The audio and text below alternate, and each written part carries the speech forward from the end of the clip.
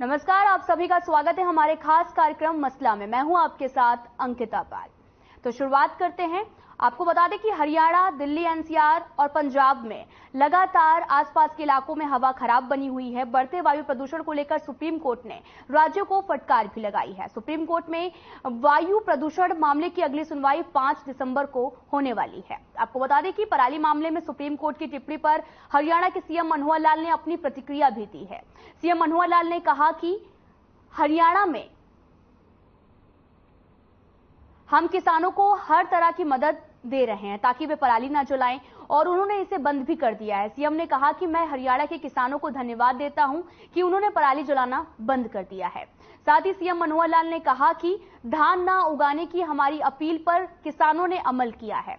यही वजह है कि हमारे यहां पर 1 लाख एकड़ धान कम बोया गया है। उन्होंने कहा कि ऐसे गंभीर विषयों पर राजनीति नहीं की जानी चाहिए। उन्होंने पूरे मामले को लेकर दिल्ली और पंजाब के मुख्यमंत्री पर राजनीति करने का भी आरोप लगाया। सीएम मनोहर लाल ने कहा कि पूरे मुद्दे पर सभी सरकारों को मिलकर काम करना चाहिए। ये सभी सरकारों का एक कॉमन विषय है। किसी भी राज्य में अगर पराली का प्रदूषण फैलता है तो इससे पड़ोसी राज्यों के लोगों की सेहत पर बुरा असर पड़ता है। वहीं दूसरी तरफ पंजाब सरकार ने कहा कि आसपास के राज्यों में अभी भी पराली जलाई जा रही है। सुप्रीम कोर्ट के पराली को लेकर निर्देश भी दिए हैं।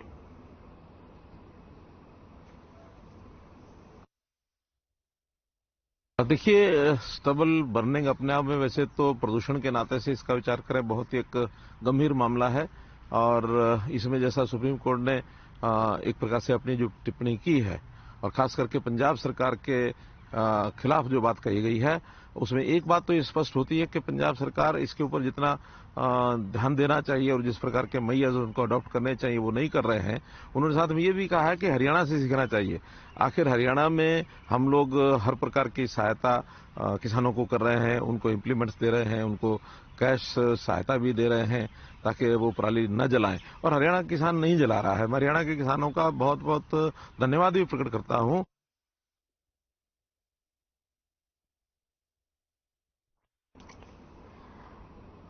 आपको बता दें कि बढ़ते वायु प्रदूषण को लेकर सुप्रीम कोर्ट ने राज्यों को फटकार लगाई है। तो वहीं सुप्रीम कोर्ट में वायु प्रदूषण की मामले की अगली सुनवाई 5 दिसंबर को होने वाली है। पराली मामले में सुप्रीम कोर्ट की टिप्पणी पर हरियाणा के सीएम मनोहर लाल ने अपनी प्रतिक्रिया भी दी। सीएम मनोहर लाल ने कहा कि हरियाणा में हम किसानों को हर तरह की मदद दे रहे हैं ताकि वे पराली ना जलाएं, और उन्होंने इसे बंद भी कर दिया है। सीएम ने कहा कि मैं हरियाणा के किसानों को धन्यवाद देता हूं कि उन्होंने पराली जलाना बंद कर दिया है।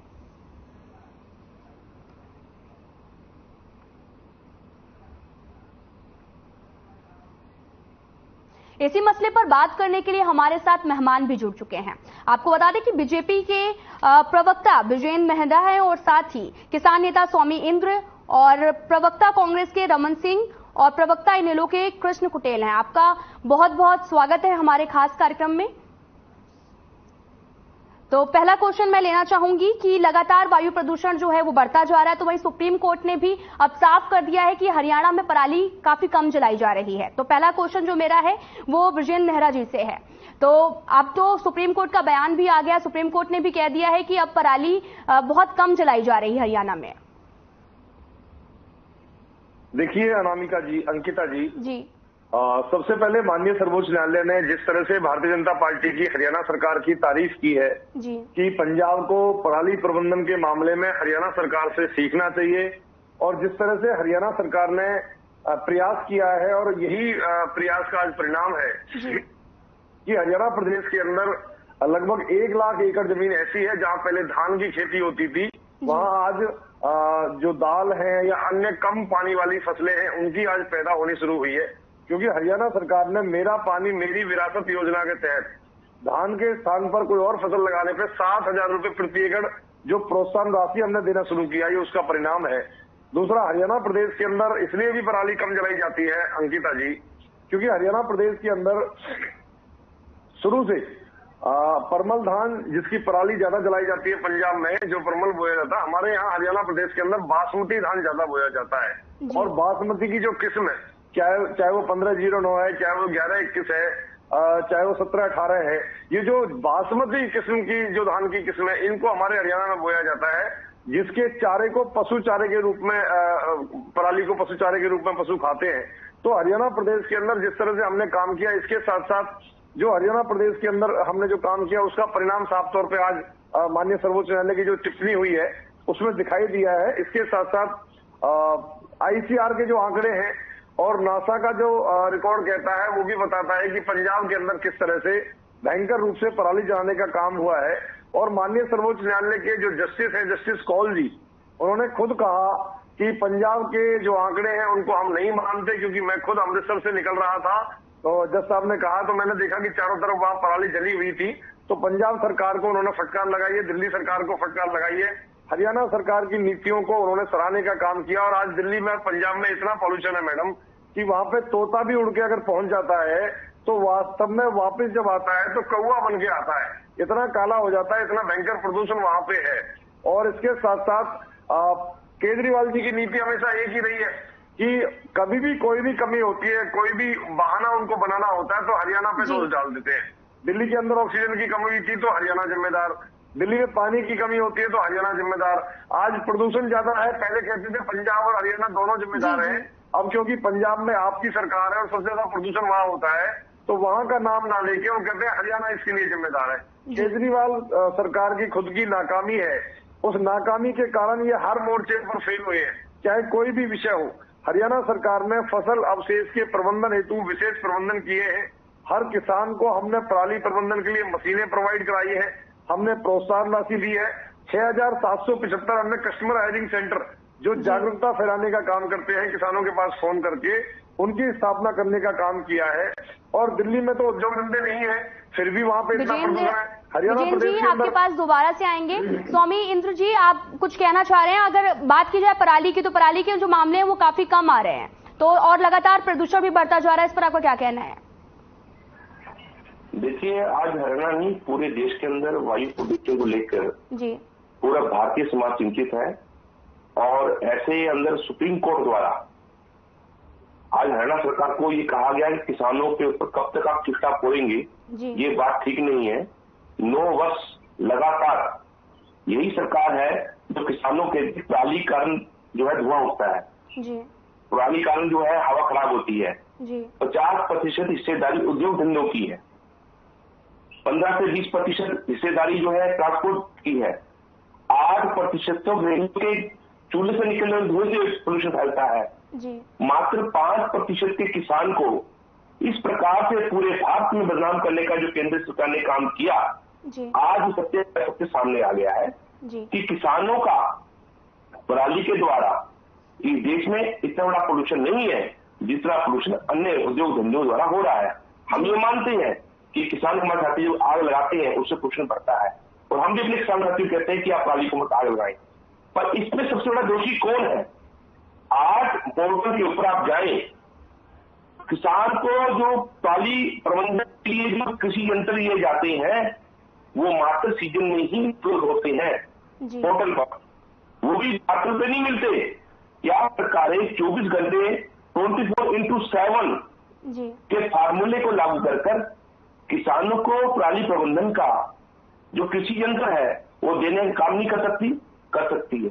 भले वो पंजाब हो या हरियाणा हो, दोनों सरकारों को आप समझना होगा कि मनुष्य के साथ आप खिलवाड़ नहीं कर सकते, भारत की आने वाली नस्लों के साथ आप खिलवाड़ नहीं कर सकते। आप देखिए कनाडा जैसा देश जिसकी आलोचना भारत में होती है, पर वहां का एयर क्वालिटी इंडेक्स जो है 12 है, और हरियाणा का जो इंडेक्स है 235, 240, 300 से ऊपर पार कर जाता है। तो ये क्या है कि क्या भारत के लोगों को स्वच्छ वातावरण में, अच्छी आबोहवा में रहने का अधिकार नहीं है? मैं बता देना चाहता हूं, जब किसान गांव में या खेत में जब अपने खलिहान में आग लगाता है, उसका दुष्परिणाम शहरों में या बड़े शहरों में आने से पहले वो किसान के घर से गुजरता है वो धुआं। किसान बहुत चिंतित है, किसान बहुत दुखी है, पर सरकारें सिर्फ हमारे एग्रो विजन को हड़पने के लिए भारत ने अमेरिका के साथ 12,000 करोड़ रुपए की जो संधि की है कि वे अपना उत्पादन भारत की मंडियों बेचेंगे, भारत में बेचेंगे। तो मैं पूछना चाहता हूं, जब किसान अपना गेहूं लगाता है, जब विदेश के अंदर उसकी वैल्यू 5,000 क्विंटल जा चुकी है, तो मात्र वो 2300 रुपए क्यों देगा? जब भारत के अंदर चावल किसान उगाता है, उसकी विदेश मंडियों के अंदर जो आज का भाव है 6,700 क्विंटल के उत्पाद जा चुका है, उसे मात्रा 2223 रुपए कैसे खरीदेंगे? मैं पूछना चाहता हूं सरकारों से कि जब किसान उत्पादन लेके आता है तो आप एक्सपोर्ट ड्यूटी बढ़ा देते हैं, मिल हमारा सामान नहीं लेते, कि आप जो है रीढ़ की हड्डी तोड़ने का आप काम कर रहे हैं। क्या आज भी केंद्र की और भाजपा की प्रदेश की सरकार किसानों हित में ईमानदारी बता सकती है कि आपने क्या कार्य किया कि हमारी आमदनी दुगनी हो जाए? मोदी जी कहा करते हैं कि 2022 के अंदर किसान की आमदनी दुगनी हो जाएगी। एक भी खाता फल बता दीजिए साहब, हमारी आमदनी दुगनी तो क्या होनी? आज किसान खेती से के नाम से डरता है, क्योंकि यही प्रदेश है जिसके अंदर किसानों के ऊपर लाठीचार्ज हुआ। ये वही प्रदेश है जहाँ किसानों के चलने के रास्ते पर कीले गाड़ी गई। ये वही प्रदेश है आज भी के ऊपर पराली जलाने के नाम पर किसान पर पर्चा दर्ज होता है, ना कि एनजीटी का जो द्वारा बताया प्रावधान है कि किसान को सरकार को 2500 रुपया मुआवजा देना होगा पहले, यानी किसान के हाथ पहले आपको मजबूत करने होंगे, तब जाकर किसान अगर आ सकता है तो वो दोषी है। हम ये नहीं कहते तो जो साथी हमारे सरकारी योजनाओं का लाभ लेते हैं उसके बाद गलती करते वो दोषी नहीं है, वो तब वो दोषी है। क्या सरकार ईमानदारी से बता सकती है कि आपने कितने किसानों को पराली प्रबंधन के लिए जोड़ा? आपने पराली बिक्री बहुमूल्य निधि को आज से पहले किसान को बताया कि इससे कार्य बनता है, हम गांव के अंदर जो धंधे लगा सकते हैं किसानों को, इससे आप लाभ दे सकते हैं। आज हमारी विदेशी मुद्रा जो दुनिया की सबसे ज्यादा चाइना में जा रही है, जो हमारे देश की जमीन आपके पास दोबारा से आएंगे। रमन जी, आप जवाब दीजिए कि लगातार जो पराली है, पराली के जो मामले हैं वो किसानों के ऊपर लगातार बोला जाता है कि पराली किसान जला रहे हैं, इसकी वजह से प्रदूषण बढ़ रहा है। लेकिन अब सुप्रीम कोर्ट का भी फैसला आ गया है कि पराली से प्रदूषण इतना ज्यादा नहीं हो रहा हरियाणा से, तो इस पर लोग अगर प्रदूषण बढ़ रहा है तो इसका क्या कारण है? करता हूं, किसान पराली नहीं जलाते। खेतों के अंदर जो जलता है उसको फाना बोलते हैं, फाने जी, पराली को थोड़ी जला। पहले मैं आंकड़े आप लोगों के दुरुस्त कर देता। दूसरी बात यह कि किसान को तो सिर्फ बदनाम करने के सिवा, इस डबल इंजन की सरकार ने पीड़ित करने के सिवा, इस डबल इंजन की सरकार ने आय दुगनी करने के सिवा, इस डबल इंजन की सरकार ने कुछ नहीं किया। 3 काले कानून किसानों को मिले, कम से कम 600 के लगभग किसानों की शहादत हुई। चारों तरफ दिल्ली के चाहे लू हो, सर्दी के दिसंबर जनवरी के महीने हो, किसान डटे रहे। किसान को मिलता कुछ नहीं है अंकिता जी, सिर्फ सरकारों के इस द्वारा। ये जब से सरकार आई है इन्होंने, किसान ने अपनी फसल तो बोई जी, लेकिन वो मंडी में बेचने से पहले जेल में गया कि मैं किसान हूं, लेकिन सरकार ने तो किसान की सुनी नहीं। आज ये केंद्र की सरकार ये बात कहती है कि हम 85 करोड़ भारतीयों को अनाज मुफ्त देते हैं जी, तो ये अनाज पैदा करने वाला किसान क्यों पीड़ित है? ये एक बड़ा गंभीर विषय हो, लेकिन आज इन मुद्दों से हटके किसान को बदनाम कर दो पराली के लिए। जी, क्या हो गया? अगर छोटा मोटा किसी ने, अगर सरकार उनको पराली प्रबंधन मशीनरी से या जो इसमें बेहतर यंत्र हो सकते हैं या सुविधाएं सरकार द्वारा दी जा सकती है अंकिता जी, वो ना दे तो किसान किसके दरवाजे पे जाएगा? मैं एक बात पूछना, बताना और कहना भी चाहता हूं, सरकार आज तक किसान को लगभग केंद्र की सरकार को 9.5 साल हो गए हैं, हरियाणा में भी खट्टर सरकार को 9 साल हो चुके हैं। किसान पीड़ित है, लगातार किसान पे लाठियाबाजी जारी है, किसान फसल बेचने से पहले जेलों में जा रहा है। एमएसपी कहां है? बस आखिरी में जो ये पोल्यूशन बढ़ता है, इसके और भी बहुत सारे कारण हैं जी, लेकिन उन पे चर्चा ना होके कि किसान ने तो पराली फूंक दी। पता नहीं किसान ने कौन सा बॉर्डर पार कर दिया इस देश का। जी, किसान को सिर्फ अंकिता जी बदनाम करने के सिवा इनके पास कोई चारा नहीं जी। माननीय सुप्रीम कोर्ट का हर कोई सम्मान करता है। हर भारतीय के लिए गर्व की बात है कि अगर माननीय सर्वोच्च न्यायालय कोई फैसला करता है जी। आस उम्मीद भी है, लेकिन चुनी हुई सरकार एक दूसरों पर पल्ला झाड़ ले बात कह के वो स्वीकार्य नहीं है जी। सच्चाई का सामना करना होगा। और दूसरी बात, किसान को बदनाम करना बंद करना पड़ेगा सरकार। किसान तो पीड़ित है सिर्फ। आखिरी में अंकिता जी किसान पे डाल दो सारी बात, जो कि इस देश का अन्नदाता है। हरियाणा है, पंजाब है, पश्चिमी यूपी है, यहां पे जो फसलें बोई जाती हैं, चाहे वो गेहूं है, जीरी की फसल है, उससे पूरे भारत का और भारत से बाहर भी कुछ देशों में पेट भरे जाते हैं। लेकिन सरकार सिर्फ बदनाम करने के सिवा अन्नदाता को और कुछ नहीं दे पाई, पीड़ित करने के सिवा कुछ नहीं दे पाई, लाठियां बांधने के सिवा कुछ नहीं दे पाई, एमएसपी नहीं दे पाई आज तक। माननीय नरेंद्र मोदी जी इस देश के प्रधानमंत्री हैं, हम भी सम्मान करते हैं उनका, लेकिन उन्होंने किसानों से एक अपील की थी कि आप घर लौटिए, आपकी एमएसपी पे फसल खरीदी जाएगी। कहां है वो एमएसपी? आज भी किसान आप देखिए धरने दे रहा है और सरकार उन पे मुकदमे दर्ज करके जेलों में डाल देती है। ये सरकार है जी। सिर्फ पीड़ित है किसान। अंकिता जी इस बात को आज समझना होगा, बड़ा गंभीर विषय है। आखिरी में कि किसान ने कुछ, आप लोग कहते हो पराली जला दी, पराली नहीं, खेतों में जो बचे हुए पौधे हैं अगर उनको आग लगा दी, जो कि ऐसा करने के लिए किसान को मजबूर किया जाता है। आप उनको मूलभूत सुविधाएं दीजिए ना। रमन जी आपके पास दोबारा से आएंगे। कृष्ण कुटेल जी, आखिर बढ़ते प्रदूषण का जिम्मेदार कौन है?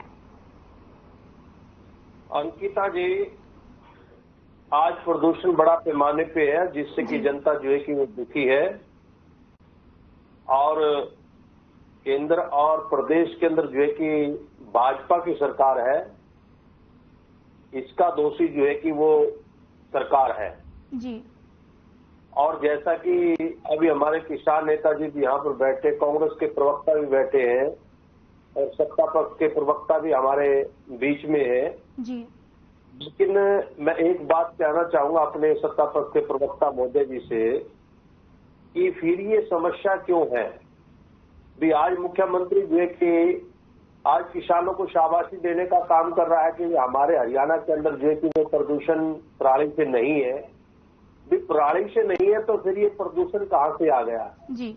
और हमारे मुख्यमंत्री महोदय जो है कि वो पंजाब और दिल्ली की सरकार के ऊपर जो है कि दोष मढ़ने का काम कर रहे हैं जी। लेकिन सरकार की जिम्मेवारी बनती है कि आज जो हमारे औद्योगिक क्षेत्र के अंदर चाहे हमारा गुड़गांव है, फरीदाबाद है, तो बड़ा पैमाने पे जो है कि वो प्रदूषण और प्रदूषण को कंट्रोल करने के लिए उसके अंदर जो सरकार की जो नाकामी है उसको चिंतन करना चाहिए और मंथन करके जो है कि इसके ऊपर कंट्रोल करना चाहिए। और लेकिन यहाँ पर बैठ करके बयानबाजी करना हमारी सरकार ये कर रही है, लेकिन ये टोटली जो सरकार है वो किसानों के विरोधी है। क्योंकि आपने देखा होगा कि पिछले समय के अंदर जब किसान के खिलाफ जो 3 कृषि काले कानून आए और 735 के करीब जो कि किसान शहादत को हुए, तो लेकिन वहां पर भारतीय जनता की पार्टी की सरकार को कोई किसी प्रकार की उनको चिंता नहीं थी और 1 साल तक जो आंदोलन करते रहे। फिर कहा कि हम एमएसपी की गारंटी देंगे, फिर आंदोलन हुआ, फिर कहा कि हम पोर्टल के जरिए जो कि आपकी फसल को खरीदने का काम करेंगे, फिर आंदोलन हुआ। तो लेकिन ये किसान आंदोलन क्यों कर रहा है? या तो फिर सरकार जो है कि वो न्याय गलत है और फिर सरकार या फिर ये कहे कि भी किसान गलत है जी। तो आप साबित करें उस बात को। क्योंकि किसान बार बार जब आंदोलन करता है तो लेकिन कहीं पर कोई दुखी है तो तभी तो आंदोलन करता है। उसको एमएसपी जो का रेट जो है कि वो उचित मात्रा में जो है कि वो प्राप्त नहीं हो पा रहा है। पोर्टल के जरिए जब फसल खरीदने की बात आती है तो उनका जो है कि पोर्टल के जरिए जो है कि वो फसल उठाव नहीं होता। अगर फसल उनकी मंडी के अंदर चली जाती है तो लेकिन खरीदने वाला कोई नहीं पूछता। तो नमी बता करके जो है कि उसकी फसल को जो है कि वो रिजेक्ट किया जाता है।